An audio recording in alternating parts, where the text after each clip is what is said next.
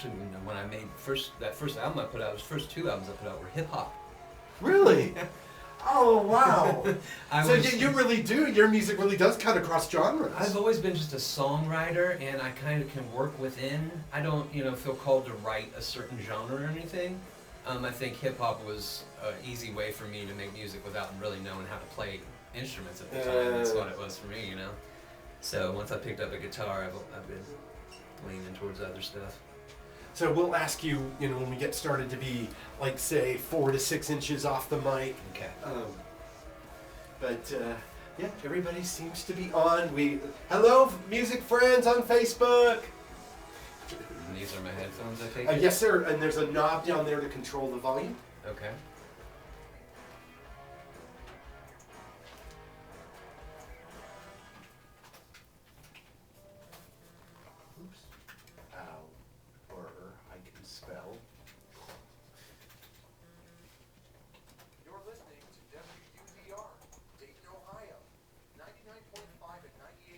And so we'll just go here in about 30 seconds. Mics are hot.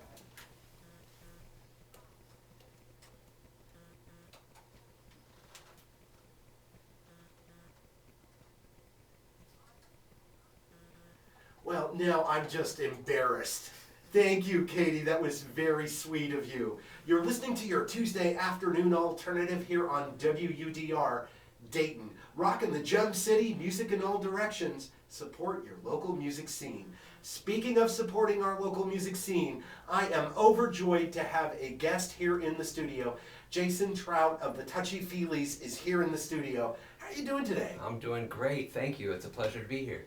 I really appreciate you taking time out of your day to come in and talk to us about your excellent new record. And what a great song, or I should say record album title. Yeah. Right? How can we start there, because I'm so curious about it. Right? Breakup songs about staying together is, first of all, that should have been a song title. But I just think that's a great album title. Thank you. Yeah. For a long time, I was toying around with calling it Love Songs About Love. And as it got closer to the record, that popped in my head. I love super clever stuff, right? Mm-hmm. And these songs, when I look at them as a grouping of songs, that was a pretty good way of describing what all these songs were. Breakup songs about staying together. Well, in so many ways, that's the challenge, right? Of persevering even in difficult times. Mm-hmm. Exactly. Absolutely. Very poignant. So I'm curious about the album. So tell us about your songwriting, how the album got made. I will ask many questions about working with the wizard Patrick Himes. Love him. Yeah, absolutely. Well, I had relocated to Athens about 5 years ago. I lived there for a few years, and while I was there, like I do anywhere I live, I integrated myself into the music scene there, and happened upon a lovely lady named Andrea Dawn Quartz. Upon finding out that she was just this amazing singer, I immediately wanted to start a band with her.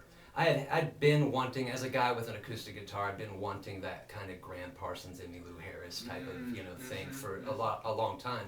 And so when I found somebody who was talented and willing, I jumped at the chance and really immediately started writing songs specifically for us to sing. And I'd never done that. I'd never written lyrics that somebody else was going to deliver, and I kind of really honed in on the back and forth of some of the old classic country duets, right? Johnny and June, Conway and Loretta, George and Tammy, Porter and Dolly, right? And a lot of those had this really interesting, where some of those people were together in actual relationships, some of them weren't, but the back and forth of it really spoke to me, and I wanted to kind of integrate that into the songs I was writing, and that's how I approached writing songs for the Touchy Feelys. And I think that comes through. The back and forth feels natural. With the classic country duets, right? You've got two different perspectives in one song, absolutely. And they flow together not only harmoniously but also intellectually, right? They speak to where people are coming from. The easiest way I could put it is like, you've got the guy's perspective, you've got the gal's perspective. Of course, it's deeper than that, but it's a really brilliant back and forth. You and Andrea, right, have a great chemistry. Thank you. Because it sounds to me, I have to admit, listening to the record, I'm like, were they in a relationship? Because it has exactly Sure. that classic feel. Yeah, we never have been, right? Just friends. In fact, I think we both kind of entered what have now become long-term relationships right at the beginning of the band with other people, right? And I, I love her, it makes what we do really, really enjoyable, which makes it just sort of effortless, right? To have that good friendship going into it, a lot of goofy back and forth. And, yeah. Well, that's any band, right? I mean, Sure. there should be joy in the process. It shouldn't just be, labor. There should be some magic or some joy to it. Yeah. I feel like it was serendipitous that we came, together. And how did you find each other? It's a story we like to tell. Actually, is one of those early. I had just moved to Athens. I was going out. I think it was either at the Union or Jackie O's. Not sure if you're familiar with Athens, but those are two places that would have music. And I was sitting out on a bench, and she plopped down on next to me on the bench there, and I think she started complimenting me, which is a good way to win me over right away. Complimenting my shoes or my pants or both or something, and reached and got a earbud. And put it in my ear, and she listened to it. She played me this Neutral Milk Hotel song, love Neutral Milk Hotel. And it was one of those things where I didn't know anybody in town, so I, met this wonderful, girl who was kind to me and seemed to like the same music I liked. And then a few days later, she sent me a voice recording. And it was so good that I wasn't really even sure if it was her or if she just sent me this wonderful woman singing or whatever, and it turns out it was her. And I think I didn't even ask her. I told her we were starting a band together. So that's how it came together. And then how do you get to the point of working on this album? And this is the first, right? This is the debut. It is, for years in the Touchy making, but Feelys. yeah. Yeah, we made a run at it back in Athens and just didn't, it wasn't coming out the way we were wanting it to come out too. And it was really, really important for me to have a full band sound, but also to have that kind of stripped down Sun Records, Memphis, Tennessee in the 50s type sound. Patrick understands what I'm talking about when I use those words, right? So it was a thing where I'd been paying attention to all the good music he'd been producing and been a part of, and knew how well he could work with what we were doing. And so it was a matter of hooking up with him and then making it be, right? Oh, absolutely. Yeah. Well, and Patrick is just brilliant at knowing the beauty in the analog. Oh, yes. That beauty in when to add, how much to add, when not to add, right? And I think any good producer has that kind of sense, almost like a soup cook, right? Yeah, it's a balance, right? Because you don't want to Delicate spoil recipe. it. Right. Too much of a good thing is no longer a good thing, right? Yeah, he's so brilliant. And we had speaking of serendipity, we had a situation where we had gone in and recorded we recorded my guitar and Andrea and my vocals all live one weekend. And that was the basis of the album. That was first weekend of February 2020. And with the plans of coming back in a couple months and kind of doing everything else, and then COVID happened. But what that did was that had Patrick Himes kind of not on tour for a minute. And I had communicated to him kind of my ideal instrumentation and arrangements for these things. And he took that and ran with it. And so there was a great period of time in the spring and summer of 2020 where even though we weren't able to go out and play shows, where he was sending me his work on this album and what he was, taking my ideas and making, I can't praise him enough, right? I'm proud of the songs I wrote, but he brought a whole bunch of new life to them, right? And that's exactly what you need in a producer, right? That's Someone what they're who can supposed to do. help you get to the best vision you have for a song. Amen. And I think at this point we probably should listen to some. Oh, that sounds right? great. Good idea. I know we talked about Left Me Lonely. True. Anything you want to say about that before we play it? That was I think the second song I wrote as for the Touchy Feelys, right? So it's one we've been playing for like 6 years. Oh, wow. And just the rhythmic quality of the way, the syncopation of the way we deliver lyrics and stuff, we had to really get that down over the course of some years. So I'm just really proud of how it came out. Well, this is Jason of the Touchy Feelys. I want to thank him publicly for coming in today. We're going to be talking with him for the next hour. If you've got a question, burning question, or a comment, we will talk about how you can get a copy of the record. Don't worry, settle down, settle down. But we also need to hear some of the record. Left Me Lonely by the Touchy Feelys from their terrific new record, Breakup Songs About Staying Together. I love that you kept that. Yeah. Like if that's a vocal exercise, right? Yeah, yeah. You're getting your lips ready. There's some lyrical changes in the second verse that we always tripped over too, so it's us kind of checking. Very touchy feelings though. She's got a dynamite voice, man. Yes, she does. And you're no slouch. Well, you're no slouch, but I'm a songwriter more than I'm a singer. Oh, you don't think of yourself as a singer? Yeah, I think I can sing. Yeah, I 'cause don't you know do that pretty darn anyone's well. gonna hire me to be a singer. They might hire me to write a song. Well, that absolutely could happen, and I think it should happen. In the best world, I think these great songwriters such as yourself should be approached by people saying, "Hey, would you mind working with us on this project or that project?" Yeah. Has anyone reached out?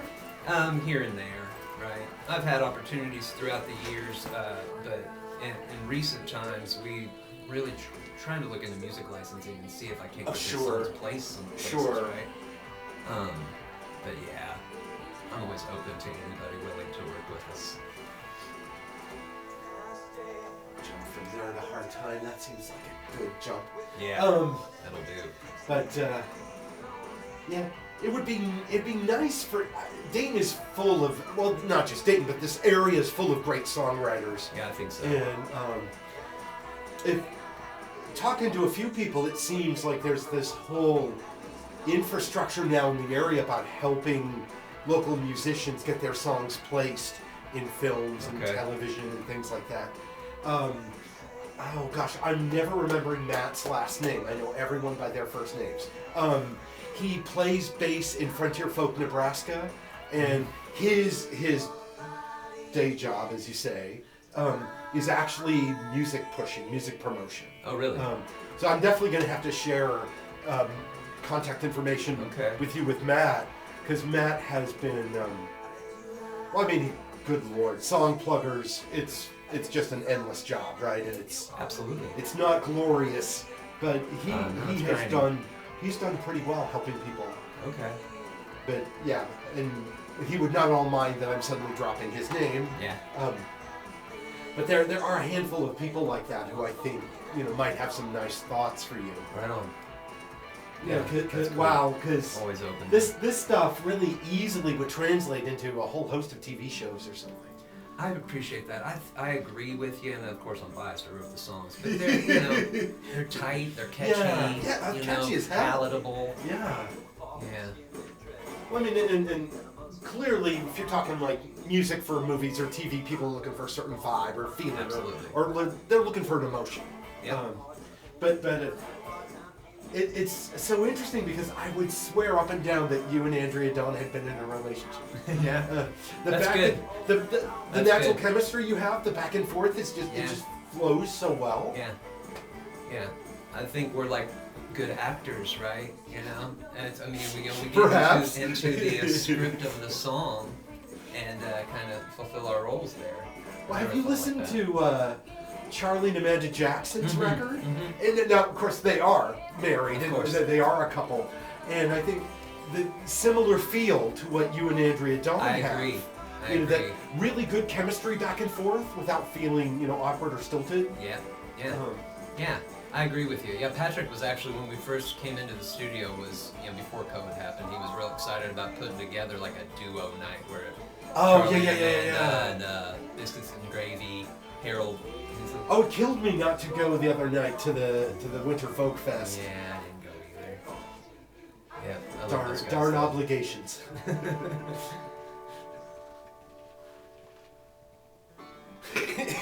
Fooled you. You did well the first time I remember listening to it because I listened for exactly those kind of reasons. Yeah.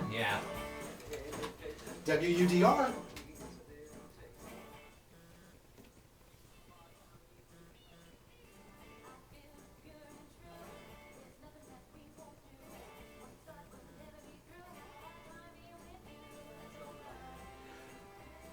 Oh, yeah, yeah.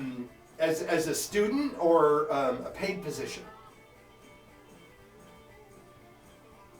None that I know of. None that I know of. It's all student execs and volunteers. I gotta run because I'm on the air, but feel free to call back in about an hour. And take care. Bye bye. I was hoping for a question. Yeah, yeah. Yeah, that would have been wonderful. Mics are hot. Hard Time from the Touchy Feelys from their terrific record Breakup Songs About Staying Together. And then you also heard Left Me Lonely from the same record. So Hard Time to me is, well, first of all, it's a great album opener. Thank you. Yeah, that was the idea. It kind of hits the ground running, right?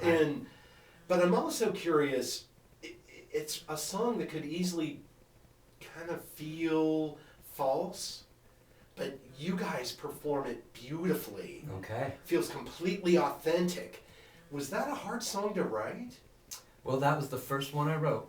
Seriously? Yep, it sure was. When I talked to Andrea, and I think we might have even come up with the name, the Touchy Feelys, before I wrote the first song. It was right around the same time, but I sat down and very, pointedly wanted to write a song that was about the juxtaposition of being with somebody when you're attracted to them, but you don't want to be attracted to them, that kind of thing. Yeah. And I thought that would be a great way for us to start learning original songs together, right? So that's what I did. I wrote it, and I think we've just, like I was mentioning to you off the air, like I think we are actors in that kind of role, because the band sort of, those songs, they do speak as a relationship, right? Like the Touchy Feelys is a relationship, even though we're not. And I think we're good at portraying that within the songs. I mean, it just makes it authentic.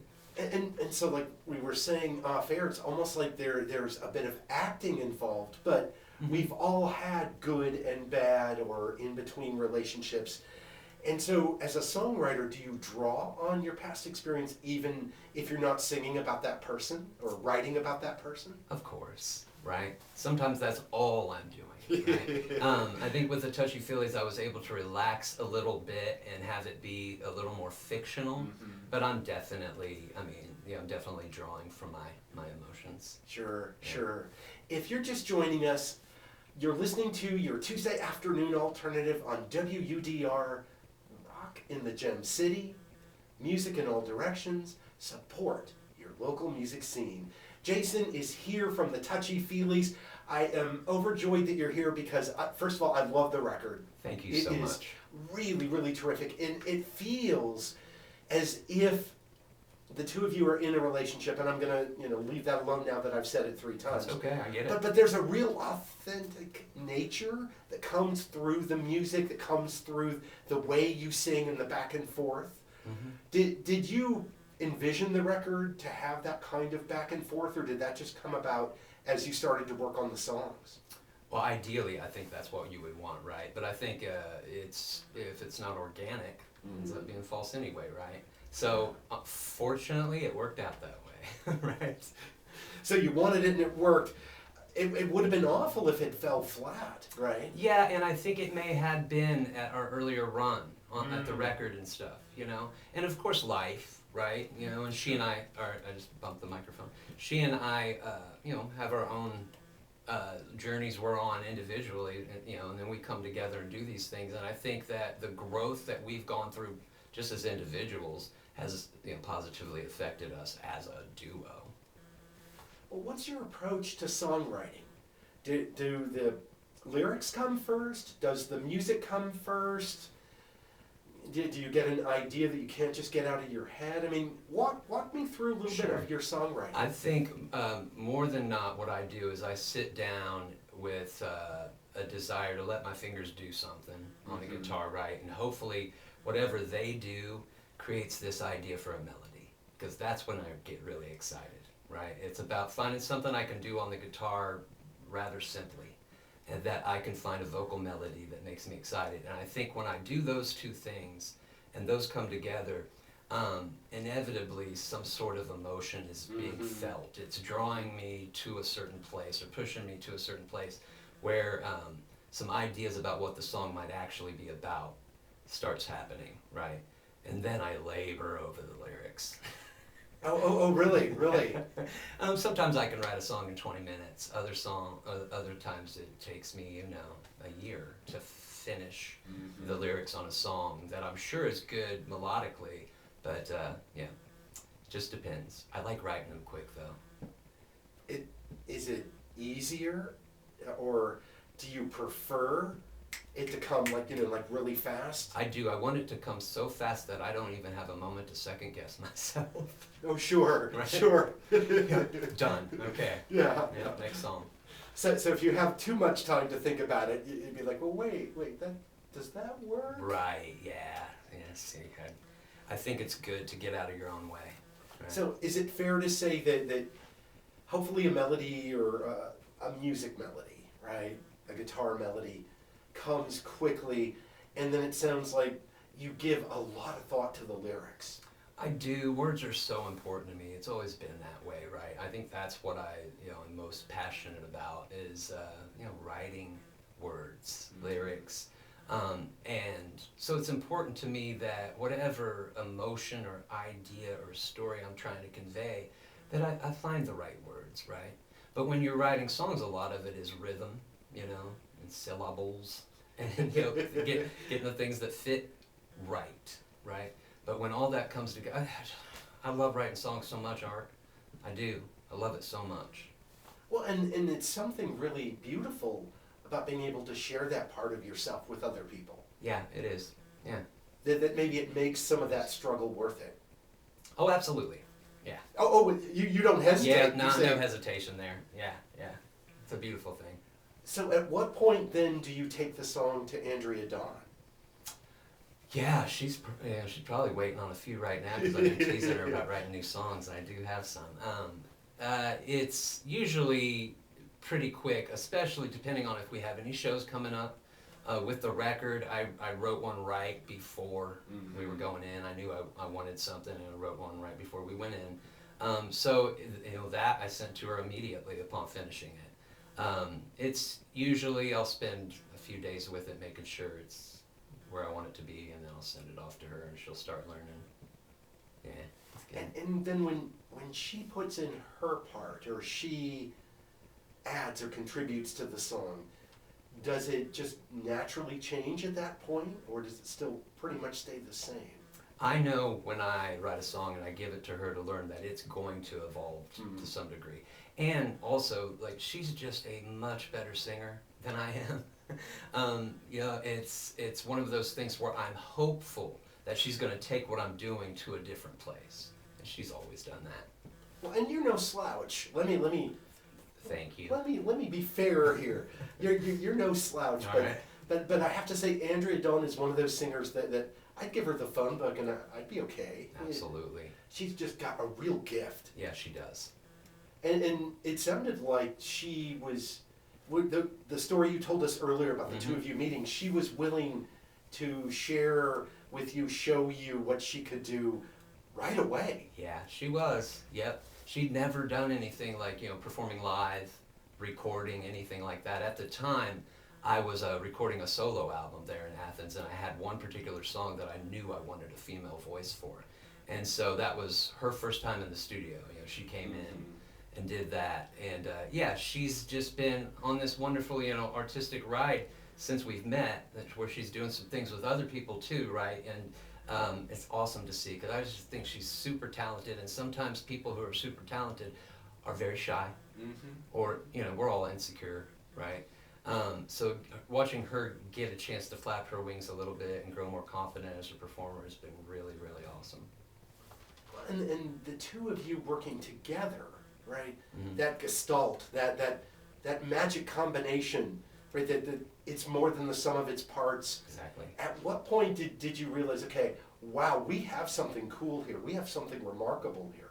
Yeah, there were, moments early on where we would finish a song that we were practicing in my basement or whatever, and kind of, look at our arms like chills, right? Right. And I think as we've gotten to know each other better, on stage and off, right, that has just increased and increased. A lot of it, I can't explain it. It's just been this really, we fit together. Well, and I know we were talking before the show started. This is not your first foray in music, and you've had other projects. Absolutely, yeah. How did those past projects lead to this one? You know, I had never really done anything on a vocal duo type of thing. I look back at everything I've done. When I was first releasing music, it was hip hop, right? I played in a very kind of experimental indie band for many, many years. Played some punk rock. This was something I was wanting to do, and I think that enjoying being a solo artist, but wanting maybe just one more person to play music with really appealed to me too.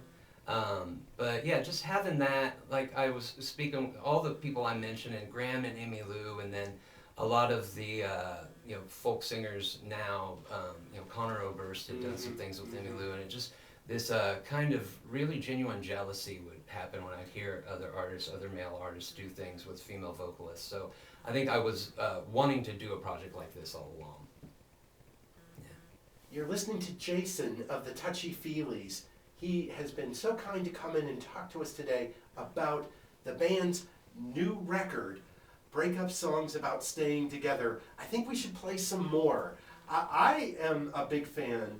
I know this is later on the record, but I really like Every Ending Feels the Same.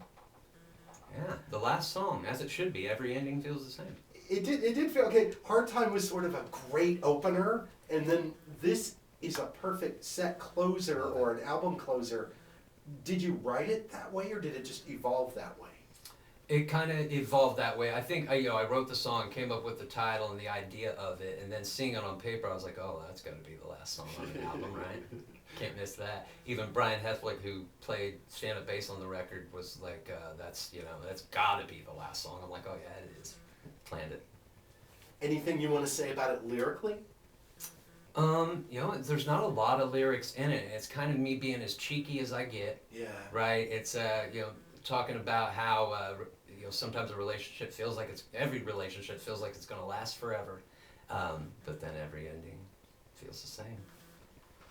This is the Touchy Feelys here on your Tuesday afternoon alternative. Nice segue. Nice segue. Yeah, nailed it.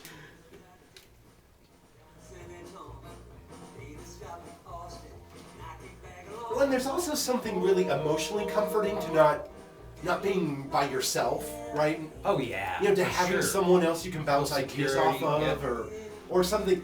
Say a gig or a show or something doesn't go right. You've got someone else that you can commiserate with. Yeah. As opposed to, wow, what did I do wrong? Yeah. Yeah, that's very insightful. So what we did wrong is almost emotionally comforting in a way, right? That you've got a little bit of support there. That's true. And there's always going to be ups and down days or situations, right? That people have. And having someone there that has your back, right? I have to just suspect that would feel comforting, right? Yeah, it does. You're not wrong. It's very insightful.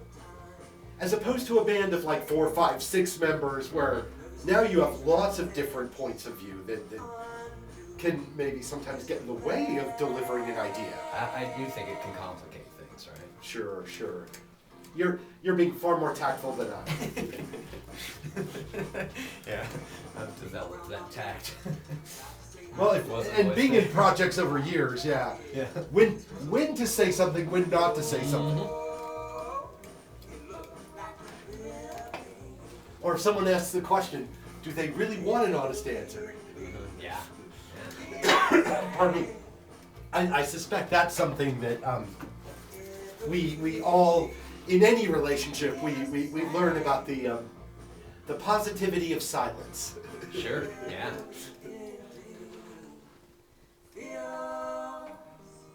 Okay, and then here's the song I have to admit that I've been listening to the most. If You Weren't My Lover. Yeah? Okay, all right. I love it. Right on. And this is the one where Mrs. Dr. J came downstairs. My area's in the basement, which is probably appropriate where I should be living.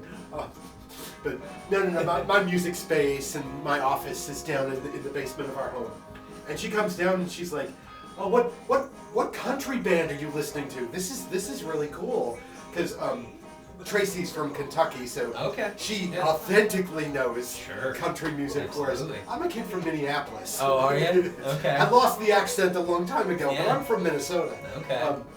And she immediately clued in or keyed in to like some of the country vibe of this particular Right on. song. This was the one that I wrote right before we went in. I just felt like we needed something, and I really sat down and came up with this pretty quick. But I love it. It's one of my favorite ones to play. Well, it has an almost Bakersfield swing to me. Okay.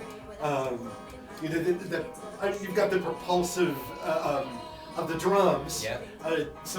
That's got to be Brian Hoflick on stand-up bass. Yeah, he is. Yeah. I mean, and he's a monster on that thing. Yeah, he is.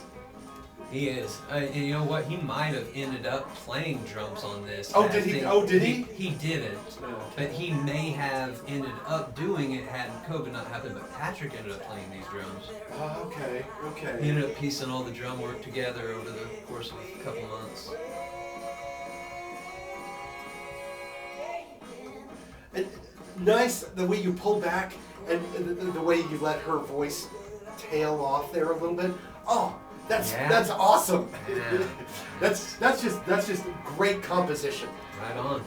I appreciate it. Sorry, I spend a lot of time nerding out over songs. Yeah, good. Good. I'm glad I'm not alone.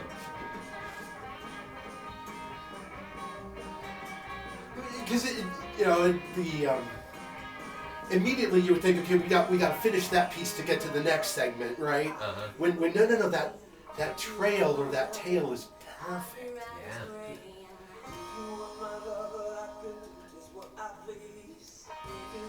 And I'm a sucker for when the voice cracks. I'm a sucker for when the voice cracks. You know what? I did that at one point, and I loved it so much that I actually tried to do that, and I think I've got it. Oh, so that you purposefully making your voice crack. Oh, that's hard to do. Yeah. Did it by mistake one day, loved it when I heard it back, and I was that's how I'm singing that line. Mics are hot. Touchy Feelys here on your Tuesday afternoon alternative. You are listening to WUDR Dayton, rocking the Gem City music in all directions. Support your local music scene. We're just listening to the Touchy Feelys because we have I'm going to call him my new good friend. You can.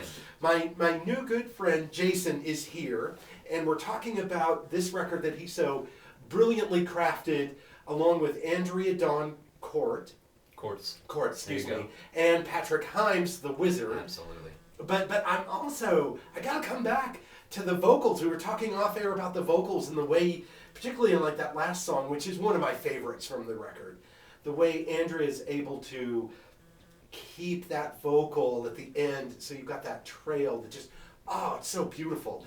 Yeah. And then there are a couple of points, and one in particular, about 2/3 of the way through the song, when your voice breaks. It does, yeah.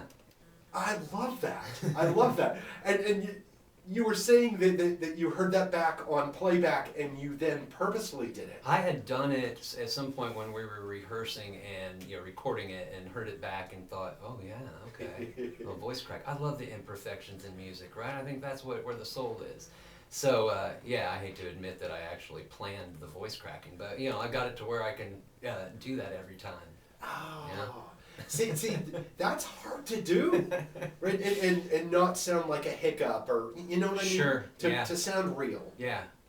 It's probably not. I don't know how to sing falsetto or anything, so I can do that for like a half second. I can do a controlled crack. Well, hang on to that skill. Okay. Because some people can't do that. Right on. So you should hang on to that. And I totally agree that oftentimes the beautiful mistakes, right? Don't fix it. Leave that mistake. Oh, you flubbed up a line, or something wasn't done quote unquote technically perfectly, but it fits the feel of a song. It's about the feel. Yeah. And these vocals, we went in, everything you hear, we recorded one take together at the same time. Yeah. See, that is also incredibly rare. Yeah, it is. Patrick would agree with that, I think. But we were attempting to go at it a different way, and then shortly he was like, "Let's scrap it, get you guys." We were facing one another, me guitar, her tambourine, and everything you hear was one take, us doing it together, and we had to do a few takes sometimes to get it. Right. But it really called, I think, both my attention and Andrew's attention to the fact that we'd gotten really good at singing these songs. Yeah. Yeah. See, that's really wonderful that there's also, I know we talked before about spoiling the soup, right? Mm-hmm. Too much of a good thing is no longer a good Correct. thing. And you can rehearse the vocal over and over and over again. It can become muscle memory, which would serve you well in certain circumstances, but could also get in the way of spontaneity. Sure, yeah. It might start to suck some of the feeling, the emotion out of it, right? I'm not sure about Andrea's approach, but I always try to truly live in every word I'm singing. Yeah. Emote. Well, that's not a bad thing, Jason. As a singer, I think that would probably serve you well. Yeah, that's probably what I'm supposed to be doing, huh? So you're listening to your Tuesday afternoon alternative. Thank you, dear listener. We come to you every Tuesday, pretty much, almost every Tuesday, here on WUDR Dayton, at the University of Dayton, in the fine area we call Art Street. My new good friend Jason of the Touchy Feelys has joined us. I think I've convinced him to play a song or two. Absolutely, I can do that. So I'm just curious, before we jump into a song, I can see the feed from our Facebook Live stream. Thank you, people, for watching. And I see there have been some questions that people are curious about your inspirations, like who were your influences, Yeah? both as you started as a musician and now. Okay. Well, I've always been, I'm a songwriter at heart, right? So I think early on, I was influenced by, as a teenager and even into college, I was influenced by just so many different things. Like I mentioned earlier, the first couple albums I made were hip hop. Yeah. So I loved things like Public Enemy and A Tribe Called Quest and De La Soul, right? I picked up a guitar, really, really into the whole. I started college. This is going to date me, but in the fall of 1991, which was the year Nirvana's Nevermind came out. And more than just that album, it drew attention to so many cool, good bands. It was like the one time that a lot of good bands were getting a lot of attention. So I was influenced by that indie rock. I think nowadays, my favorite artist of all time is a guy named Daniel Johnston. And you're wearing a shirt, I right? am, that super Daniel fan. designed. I am. Where'd you get that? My girlfriend, lover, Leslie, ordered this for a birthday or Christmas or something like that. But yeah, I'm a super fan. Great. You talk he's about just someone great amazing. with a melody. Oh yeah. Oh, come on. Yeah, his work in the 80s, especially those tapes, I think Mhm. stands up to even Bob Dylan's output in those mid-60s. I just think he might be the greatest songwriter who ever lived. I love him. And then another guy I'm way into who's still with us is a guy named Will Oldham, Bonnie yeah. Prince Billy. Oh, yeah. Yeah, so I'm heavily influenced, not maybe in a sonic nature and the sound of things, but just the way those guys did their own thing and very stylized in their own way. And those are my favorites. Well, we've answered a couple of questions. The shirt is very popular, apparently. Yeah, all right. Right on. Cool. Way And to go, Leslie. people caught on that was a Daniel Johnston design. It's like, Okay. Nice. I was staring at it earlier and I wondered, but somebody else asked, so that gave me the ability to throw that in. Right on. I'm glad to say Daniel Johnston's name over radio waves at any point in time. So what do you have for us? I'm going to play a song off the record called On High Lullaby.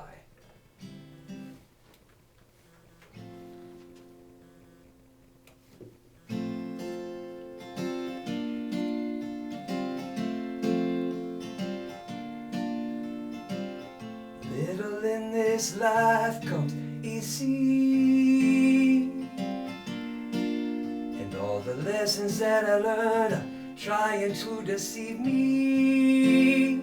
Oh Lord, there's a knock at my door. It's a sold by a devil just begging me to let go. And I could always use the money, but I think I better say no.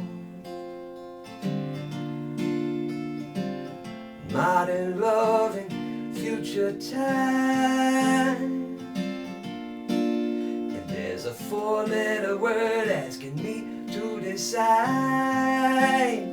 Oh man, but when it called for my hand, it sounded like an angel singing, showing me the way to go. Like an on-high lullaby, singing me my way home.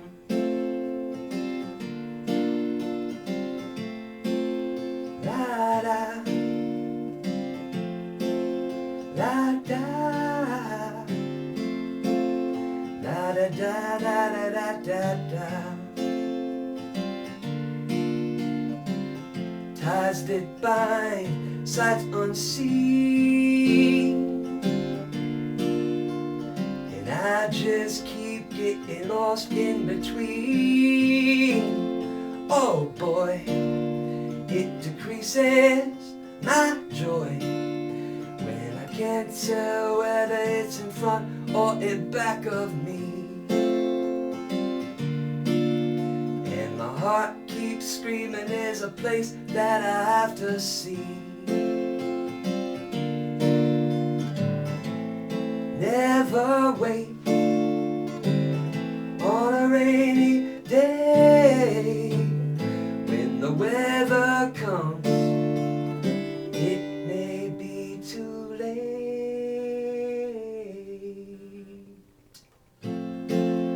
La-da, la-da, la-da-da-da-da-da-da. Little in this life comes easy, and all the lessons that I learned are trying to bring me on down. But I get lost in the sound of a cold train serenade coming out the radio.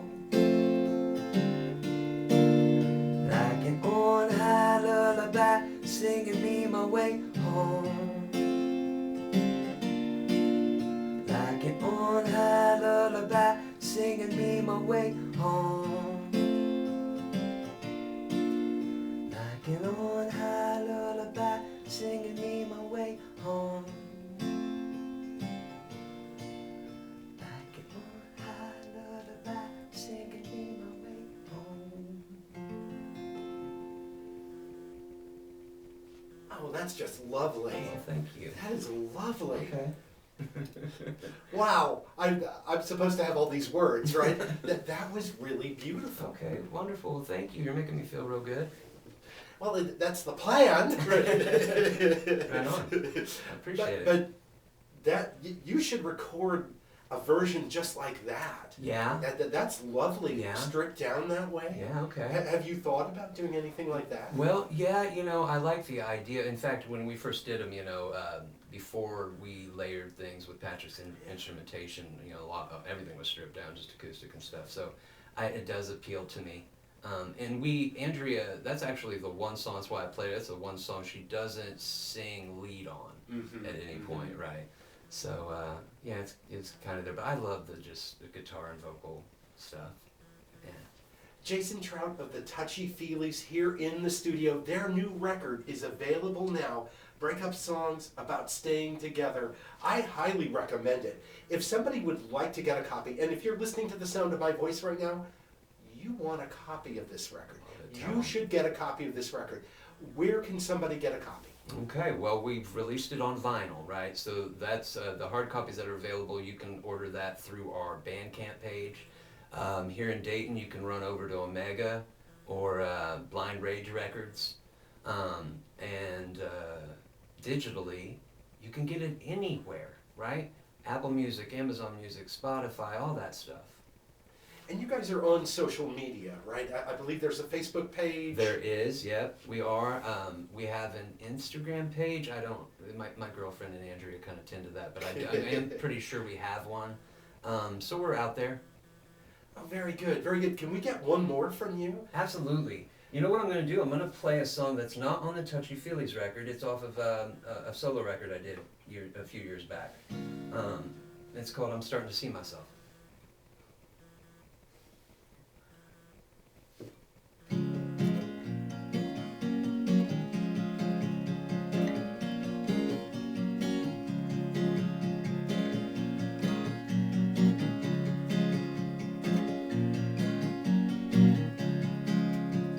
Starting to see myself all alone and figuring it out. Postcards and 3 short lines. I've been thinking about that most of the time. I've been thinking about that most of the time.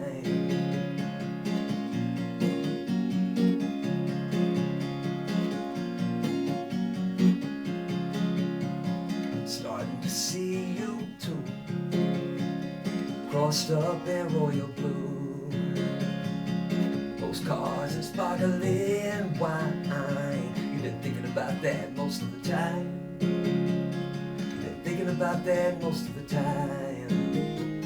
I don't want to be in love when I keep on messing up. I just wanna make you smile